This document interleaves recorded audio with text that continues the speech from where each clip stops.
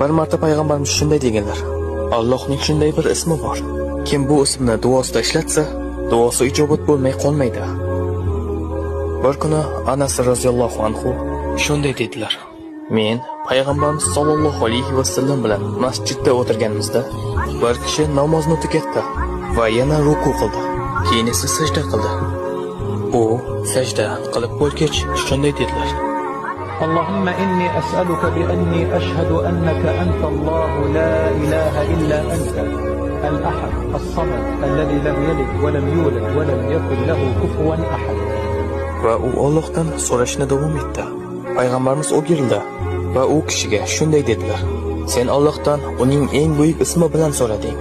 Agarda kimdir Allohdan shu ism bilan iltijo qilsa, Alloh unga javob beradi. Agar kimdir shu ism bilan nimadir so'rasa, Alloh beradi.